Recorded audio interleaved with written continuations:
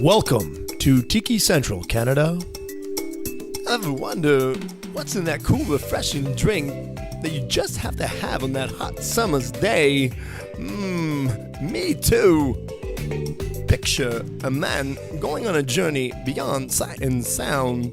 He has left society. He has entered Tiki Central with palm trees, beach sand, blue skies, and God, get me a drink now. Here are your hosts, Craig and Cam, and their wacky views in drinks, life, and maybe information. Hey folks, and hey, how we doing? Welcome to Tiki Central Canada. I'm Craig. I am your host. I am your bartender, mixologist, and information for the hour. This is a very special episode. This is our second episode of 2019, and I want to thank all the listeners we had last year. So we have over 800. I think we're getting almost 1,000 listeners now for our show there. So if you haven't noticed, it's really kind of quiet here in the studio. It's because, one reason we're not in the studio, actually, we're at Algonquin College at the bartending program. Yes, we are sipping back drinks here while we're doing this. Well, at least a couple of us are anyway. Also, too, Cam is not here. That's why it's so quiet, because Cam's not here. So Mike is filling in for Cam today. Oh, hey, guys. Hey, hello. Thanks for having me back. Yeah. If you notice, it's just Mike. No Dan today, so we just have Mike today. Dan couldn't make it. Or did Dan could not make it, or we just exclude him from the pack? No, he's busy with the work. Okay. I'm sure he would have loved to be here, but... That's right, Dan. He was preoccupied, unfortunately. Dan, if you're listening, we wish you were here. Cam, same thing. So, Mikey, tell a little bit about yourself. Oh, well, I'm Mike. Known Craig a little while here. Keeps me busy on the Fridays, occupied, and make sure I don't die of thirst. That's my job. That's right. Make sure those beers keep coming as you go along. That's right. Tell us a little bit about yourself, though, Mike. What do you do outside of drinking, obviously, at the bar? Oh, well, that's not all the time. In my spare time, I like to collect hot sauce. I have a nice little collection of hot sauce going on at home. Something to do, Pick one up every time you go somewhere different. So I have to ask now, when we come over to visit your house and you make us some amazing food, are you just dipping in hot sauce in there as well to see if we're going to react or not? Oh, that depends how cheeky I feel that day. Or it depends on how cheap we are on our booze, right? Maybe, yeah. That's it. So we also have some special guests here. Actually, they're taking right now, the bartending program here at Algonquin. We have Shelly and Christie, right? Yes, hi. Yes, hi. Hi. So, Shelly, tell me a little bit about yourself. I'm in my 40s. I like to drink. Wow. I think this...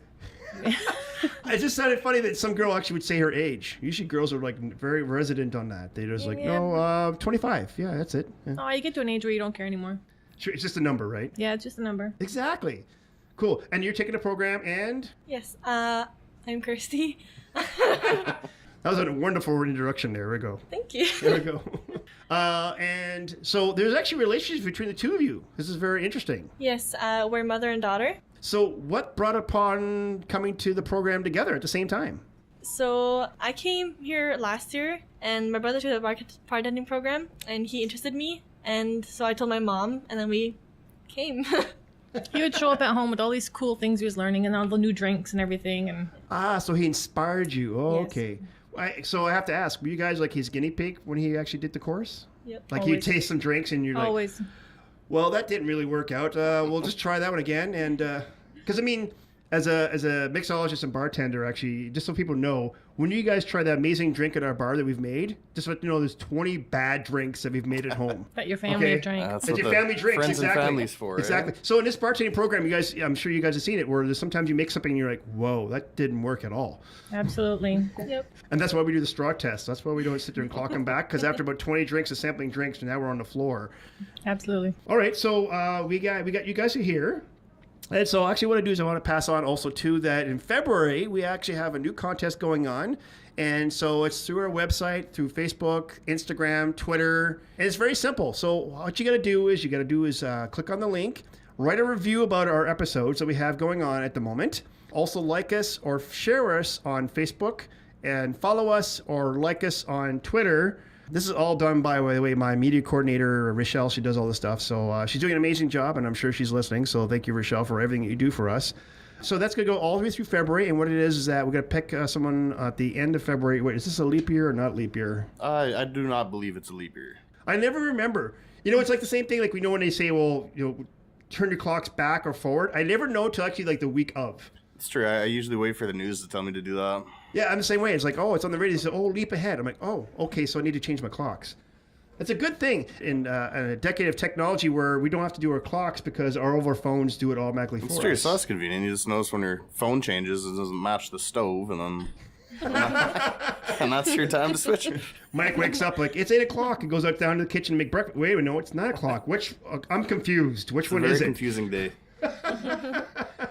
And so it's the same thing. We're at the end of February. We're going to actually have the end of the contest. So do apply and get yourself involved in that. So I've been meaning to ask you, what's your motivation for the show and coming up with new ideas every week? So the reason why I'm doing the show and started off the show is because a lot of people were asking me about, Craig, what drinks should I make? What recipes should I have? What booze should I have? If you know me, I travel around the world, mostly in the Caribbean, of course. And so then they always ask me, what alcohol should I have in my bar? Especially a lot of my neighbors. We'll have a couple bars in my neighborhood, actually. So what we do is we bar hop from one house to the other house. It's convenient, so nobody drives. That's true. It's great. It's great. But I also, too, I figured that there need to be a show out there, because there really is not one out there that, if you're a bartender and you want to know about tiki culture and tiki drinks, like very specifically, that wasn't out there. So this is obviously one of the reasons why I did it. And two is that the general, average Joe that doesn't know anything about drinks but wants to make some really cool tropical drinks in the summertime for himself or maybe from friends or family coming over, that they could check on a recipe page and listen and follow along with us on a podcast, and therefore they actually get more education on it. I get it all the time, people coming up to me. Your brother actually was one of the ones that talked to me, Dan, about the Tom Collins, and he got super excited about it one day. He's talking about it, and it's like new information that he didn't know about, and so it was pretty interesting to actually get that feedback from him. Yeah, it's good information to impress your friends and family when you have them over for a barbecue, make all these fun cocktails. That's right, and then you've got the stories that go along with it. Yeah. That's right. A little bit of information. Exactly. Speaking about drinks, what drink did you make us today? This toxic drink that we're drinking now. Very punchy. I know. So actually, this drink is actually the Hurricane. This is the Hurricane, which is a classic tiki cocktail. Oh, so how did this drink come to be? There must be a fun story in there somewhere. Of course, every tiki cocktail, for the most part, usually has a really cool story, and this is one of the reasons why I do the research to find out the story. And I do pass it along to my guests or to my patrons in my bar, and they're always fascinated about it. So this drink, actually, the history about it is 1940s in New Orleans. That's right. Where Mardi Gras is, right? Mardi Gras? Party city, eh? That's right. Get your beads. Actually, it was at Pat O'Brien's in New Orleans. And so what ended up happening was that after Prohibition, rum was plentiful. It was everywhere because during Prohibition, rum was coming in from Jamaica, from Cuba, and all the Caribbean islands. And so it was a surplus. And so what ended up happening was after Prohibition, whiskey and scotch, which takes time to age, and so it took a long time for that to come back. And so what had happened was that if I own a bar and I want a bottle of whiskey, well, guess what? I have to actually buy a case of rum. For one bottle of whiskey. One bottle of whiskey, I got to buy a case of rum. I'm in, yeah. It's good to be in the rum business, I guess, then, eh? Seriously, like, freaking sign me up.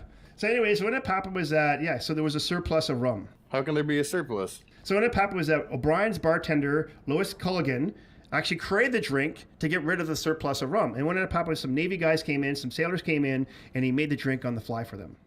How did he come up with the name? Was it just spur of the moment? Spur of the moment. Was it a little stormy that time of year he was making the drink? Hurricane. I'm calling you Hurricane. And so that's how I got the name. And what it was is that the glass that he poured it into actually was a Hurricane glass. So how did the name Hurricane glassware come from? Well, I did some research, and so what happened was that on the ships in 1700s, the Navy ships, they would be carrying their lanterns down through the boats, and to prevent the wind from blowing out their lanterns or their candles, they would actually have this piece of glass that went over top, and it was in a hurricane shape. And so because the hurricane glass is kind of bottlenecked, that prevented wind from going down the glass and blowing out the candles. Smart. So was that the popular glass at the time? Actually, no. So the popular glass at the time actually was a plastic glass, because you're in New Orleans, it's Mardi Gras, right? And everyone's out on the streets partying their asses off. So you can't have any glassware. So the bylaws stated that they couldn't have any glassware out in the streets. So a lot of the bars that are in New Orleans actually served almost all their drinks in plastic glasses just to prevent that from happening. That's easier. Maybe we should start doing that at the bar. That's not a bad idea. I've seen you and your brother go at it, so... Save on washing the cups, I suppose. That'd save a lot of time. Hey, that would save me a lot of time. Absolutely. Well, it's funny because I'll get busy at the bar, and the one thing that I hate, this is my flaw, is that I just don't have time to wash glasses. And it's kind of like the last thing that I want to do. So as a bartender, all I want to do is take care of all my customers. So I'm making drinks and passing off drinks and making sure everyone's taken care of. And then I look back and there's like 3 bus tubs of glassware waiting for me to wash them. Just do the plastic cups on the Friday. Nobody needs to know. That's it. Nobody would know. Exactly, yeah. So what's in this drink? So the recipe, it's got a very specific rum. So the rum that's actually used in this is the Gossing rum, which is actually from Bermuda. And that's a black blended rum, and it's 4 ounces of that. And then it's 2 ounces of lemon juice, fresh squeezed lemon juice. I do emphasize that. 2 ounces of passion fruit syrup. Now, we made this today with Oasis passion fruit, like kind of cardboard you buy at the store passion fruit. When I actually open up a tiki bar in the summertime and in the backyard, all my friends and family come over, I actually do squeeze out passion fruit. Oh, it'll be easier, though. It's more in season in the summertime, I imagine, eh? Yeah, exactly, yeah. So the garnish for this actually is a typical tiki cocktail umbrella, and it's speared onto a lemon wedge. And actually, so what we're going to do is we're going to put a link on the website for the YouTube video on how to make this by Robert Hess. Who's this Robert Hess fellow? What's his story? So, Robert Hess. So, as a bartender, we do a lot of research on YouTube as well. So, there's going to be Tipsy Bartender. And the girls actually were at my lecture. We talked about Tipsy Bartender. And it's funny because when you start bartending, the first guy that you hear about is Tipsy Bartender, which is a famous bartender on YouTube if you haven't checked it out. The problem with the Tipsy Bartender is that his drinks are very boozy. I don't know if Shelly, you talked to me about that, or one of the students that day. They said, "Oh, I love Tipsy Bartender," and I said, "Yes, I know, but the problem is if you look at his recipes, there's like 8 ounces of booze in there and about 2 ounces of mix." Yeah, it's crazy. Forget what you're doing by the end of that, eh? Like you could have one of that and that's it. He's got some really cool flair things. For sure. But and some of the recipes, if you tone down the liquor, I think some of the recipes are really good. So there's Tipsy Bartender, Common Man Cocktails, another guy that's out there, and then Robert Hess. So Robert Hess is kind of like the Mr. Rogers or Mr. Dress Up kind of guy I see as a personality in this industry. And what I mean by that is he comes on, he's usually have a bowling shirt on, he's got the glasses going, and he's very like he does a show as if he's talking to like a kids program. Okay, folks, so today we're going to talk about the hurricane, and here's the book that it comes from, and here's the liquors that we're going to use today, and make sure you have your tiki, your glassware, your ice, and so he's talking to a 12-year-old making these drinks, and it's just funny to watch. Now, get me wrong, he's very informative, and he knows the original recipes, which is very cool, but he just comes across like Mr. Dress Up. I'm not surprised he doesn't have indoor-outdoor shoes. You know what I mean? So that's Robert Hess. If you guys do want to check it out, and actually I will, like I said, put a link on there for him to make the hurricane, and you can always check it out. Yeah, so while we're talking about drinks, maybe we can ask some of our special guests some questions about the program they're taking right now. That sounds good. Let's go with that. Yes, Mikey, go ahead. So can you just do a little explanation, something you learn about your program, how long it is, things involved? So it's 15 weeks, 1 semester. And you learn mixology, owenology, customer care relations, and like bar cost control. So what is owenology for people who don't know what that means? It's wonderful. We get to taste beer every week. Yeah. Oh. One week we'll jump onto whiskeys. I can't wait for that week. Yeah. Exactly. Real hard work. Real hard work. Sounds quite fun, actually. So the beers, are they also getting you guys involved in craft beers as well? Or just the staple beers that we know in the industry? No, all of them. Yeah. All of them. Because actually, like, in the beer industry, it's the same as cocktails. They're going more towards craft beers now. It's huge. It's just booming. Seems It's every booming. week a new one opens up, eh? Exactly. So I'm sure, like, for you guys, they break that down into... Do they break it down into regions? We're doing ales and lagers. Lagers? Right now? Oh, fantastic. Cool. So of all the different ones for that one, what you said whiskey. What for you, Christy? What's your favorite region you want to talk about or learn about? Like, is it rums, beer? Which spirit would be the one you want to listen to? I'm not a fan of like much of them, so like all of them are kind of the same to me. So far, of all the ones you've done so far, which one is the most interesting for you? Me, I like Saint Germain just because it's like floral. And it actually is a very good liqueur from France. Yeah, or is it Italy? I have a bottle. I have over 300 bottles in my repertoire at home, so sometimes I lose track of what came from where. It's how it happens. So so you guys said there's also a mixology class. Do you guys do wine as well, or? Yeah, And owenology, yeah. And then also to cost control and then marketing, right? Yes. So just to let you guys know also too, I've done the judging of the cocktail tasting, which you guys do near the end of your term. And it's pretty cool because what you guys got to do is you got to come in with your cocktail that you've created, also do marketing on it and the cost of it. So the cost of it, just because as a bartender, and I've actually talked to a couple bartenders, and it's funny because we make cocktails and we're like, oh my God, this is amazing. And then we realize like, well, okay, that costs about 50% drink cost. So it's not practical. Well, it won't be good for the consumer too. I imagine, paying those high prices. Well, yeah, because the more expensive the liquor gets, then the higher the cocktail goes, right? So, yeah, exactly, yeah. And how long is the program again? 15 weeks, 15 semester. Weeks. Yeah. So it's one semester. So it's kind of good because some people get intimidating. Well, I'm working a full-time job. I want to be a bartender. I want to take the course. But it's, they're thinking in 1 year or 2 year program. It's not, right? So it's a little more feasible for someone to join into this program and then go back out into the field. Absolutely. How long are the classes each week? A couple hours. The latest, I think, is like 5 hours we have. That's not bad. So I have to ask also too. So is there a class that starts like the crack of dawn, or are you all 9 a.m. 9 a.m. is my earliest one. And What it's is- communications.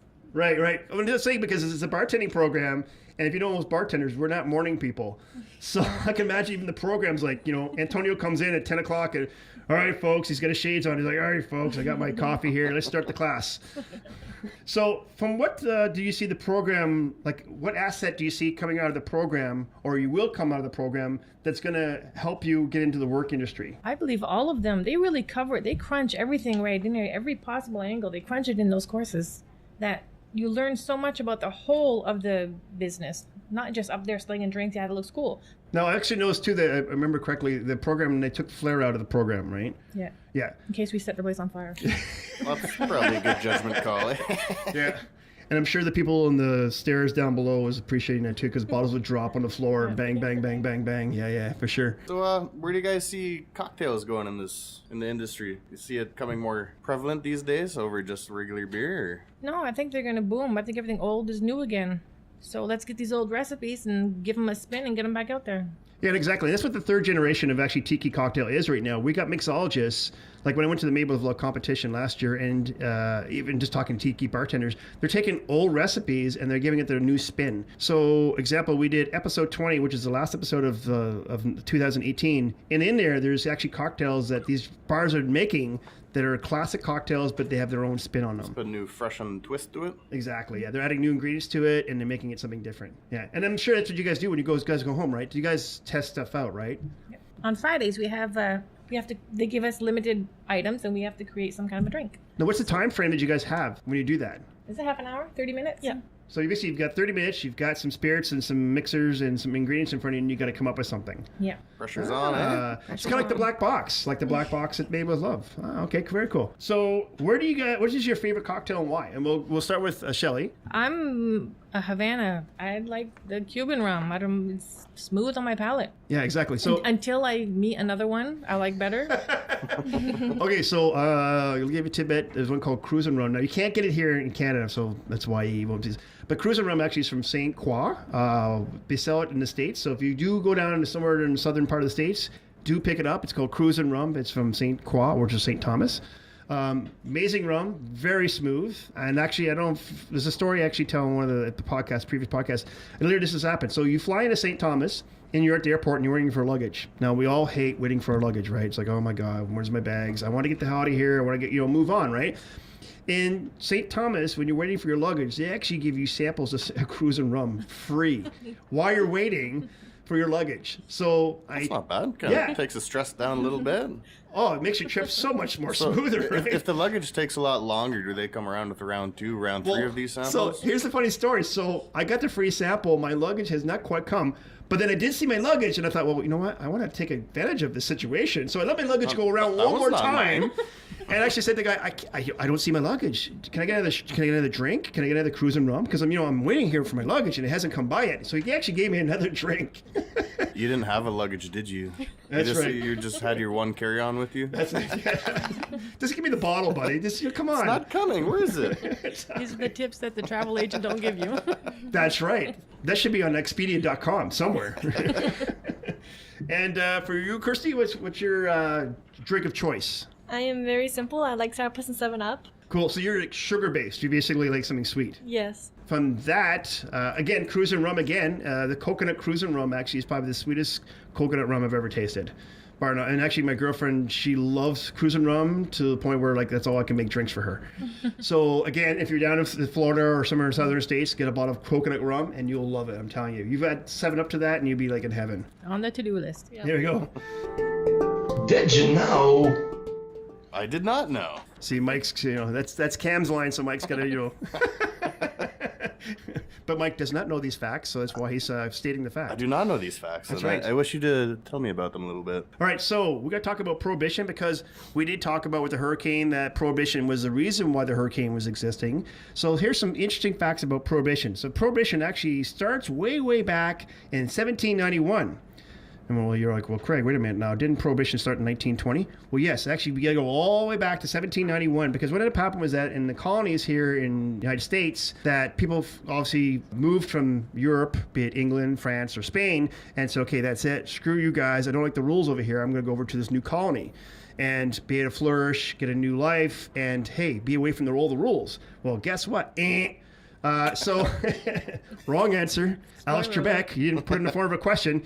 So, no, what happened was that they tied on a tax to anything that was like beer or liquor at the time because they saw that the society was using liquor all the time. And so, therefore, to generate revenue for this new colony, well, why not add tax? Might as well take advantage of the situation, eh? They do it to us. Yeah. You ever notice, like, every time that the budget comes out for Canada or Ontario, that the first 2 things they nail is smokes and beer? Yep. Those are the first 2 things they attack right away. It's true. Right? It's Because they every know, year. like, you're going to still pay for your beer. Yeah, exactly. You're still not going to stop drink. You're drinking. still going to smoke. So Exactly. So anyways, of course, they obviously frowned upon that, but like, wait a minute now, you're taxing my liquor, and I came all the way over here to have a new freedom life. So that's one of the reasons why Prohibition started. But that can't be the only reason, I imagine, eh?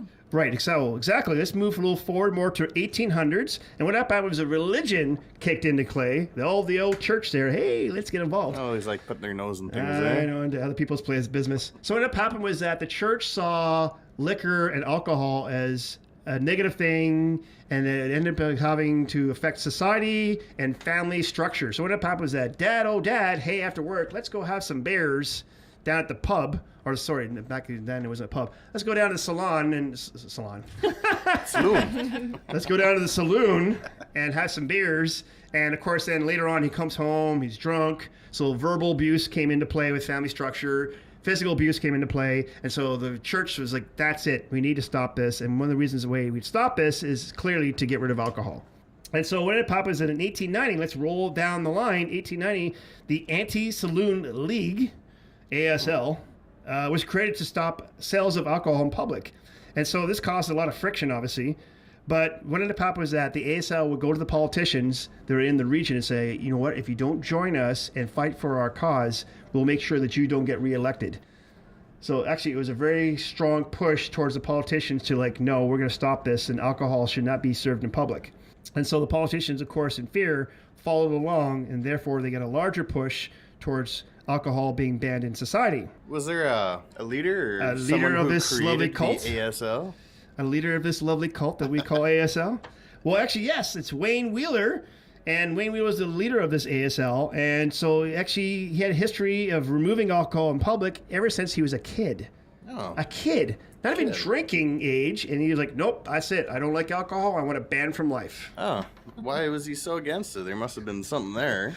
So the funny story about this one is actually that he was involved in a farming accident actually that involved a drunken worker on his farm that hit him in the head, knocked him out, and so from there on in, he didn't like alcohol. And that's why I didn't like it, because it's one person. Well, that's fair. Sometimes all it takes is one person for you to not like a certain thing. Maybe the guy was using the wrong tool. Maybe he needs like Toolman Taylor there to help him out. Could be. You know what I mean? Like maybe he needs to go down to Home Depot, get the right hoe, and just work. You know, That always cheers, yeah. exactly. Oh, that's a different kind of hoe. Shelly, oh my God, this is a all age program here. So what did he do to influence the public not to drink? So he actually started something called Wheelism. There's original. Wheelism. He's so smart, this guy. This guy's intelligent, I know, I'm telling you. So what he would do is he actually would use the media to tell the general public that basically, oh, well, everyone hates alcohol. Everyone wants to ban alcohol. It's a negative thing. It's not good for you. And so, of course, doing that actually made the general public think like, yeah, I guess everyone's doing this, so let's just do it.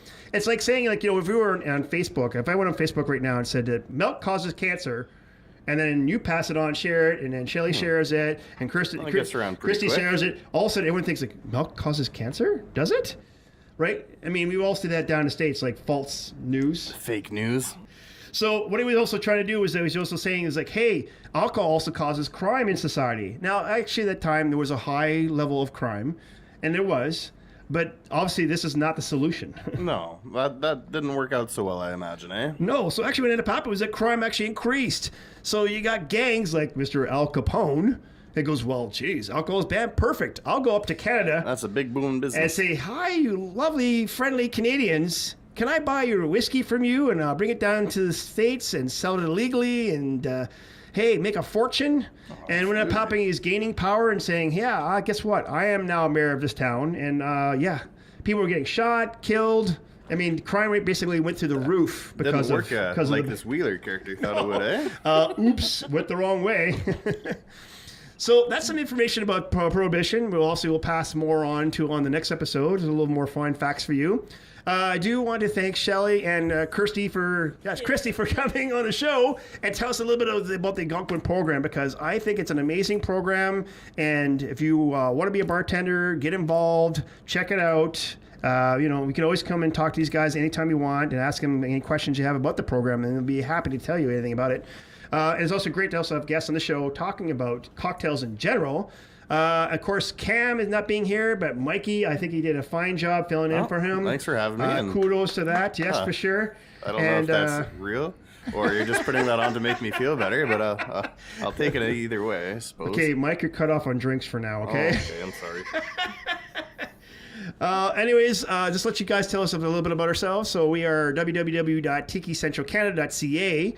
Or you can do the .com. We have both domain names. And on there, you'll see basically a little bit about me and Cam, some history about tiki culture and about us. Also, too, some recipe pages on there. So all the recipes we've done through all the shows are all on there. So if you want to make a cool drink or even something simple to entertain your folks, even for yourself after work, right? After work, have that tiki cocktail, right? Whatever.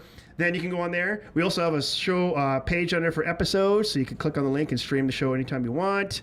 Also, we do have a subscribe page on there. We do heavily recommend going there because we don't have any commercials on this show, if you noticed.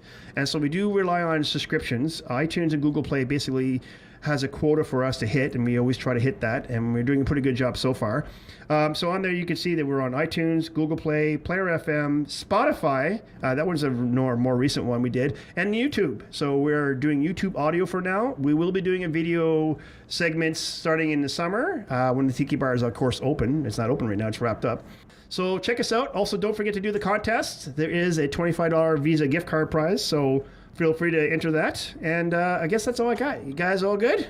Well, good. All right, awesome. So everybody say bye. Bye. Bye-bye, everybody.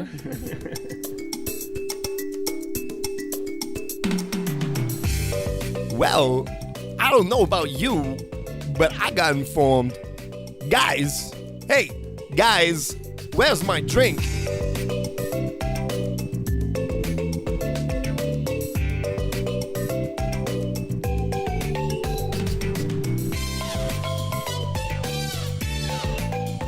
My love, it's burning hot for you. It's like rock that is melted. How do you say obsidian? Oh wait, yeah, lava.